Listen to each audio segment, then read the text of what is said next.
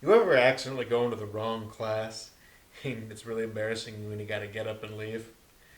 Well, apparently things could be much, much worse. Alright, let's hold some tight planks for this next one.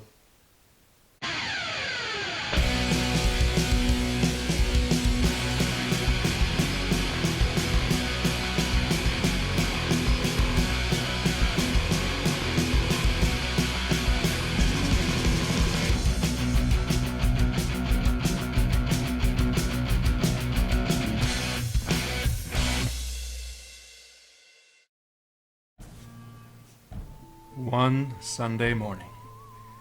Alright, let's get set. 3, 2, 1, plank.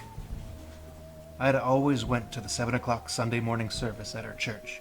Usually she heard the clanging of the church bells while she was eating her breakfast, but this morning she heard them while she was still in bed.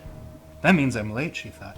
Ida jumped out of bed, quickly dressed, and left without eating or looking at the clock. It was still dark outside, but it is usually dark at this time of year. Ida was the only one on the street. The only sound she heard was the clatter of her shoes on the pavement. Everybody must already be in church, she thought. Ida took a shortcut through the cemetery. Then she quietly slipped into the church and found her seat. The service had already begun. When she caught her breath, Ida looked around. The church was filled with people she had never seen before. But the woman next to her did look familiar. Ida smiled at her. It's Josephine Kerr, she thought. But she's dead. She died a month ago. Suddenly Ida felt uneasy. She looked around again as her eyes began to adjust to the dim light. Ida saw some skeletons in suits and dresses. This is a service for the dead, Ida thought. Everyone here is dead except me. Ida noticed that some of them were staring at her. They looked angry, as if she had no business there. Josephine Kerr leaned toward her and whispered, "Leave right after the benediction if you cared for your life." When the service came to an end, the minister gave her his blessing. "The Lord bless and keep you." He said, "The Lord make his face shine upon you." Ida grabbed her coat and walked quickly towards the door. When she heard footsteps behind her, she glanced back.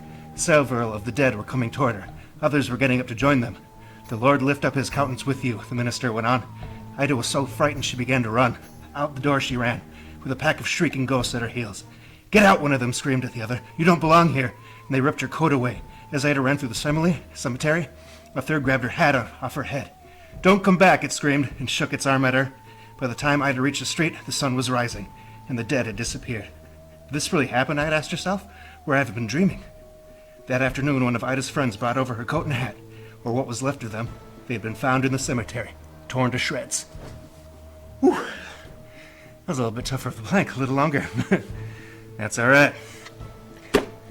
Well, it's okay to be embarrassed. Better to be embarrassed than dead, right? See y'all next time.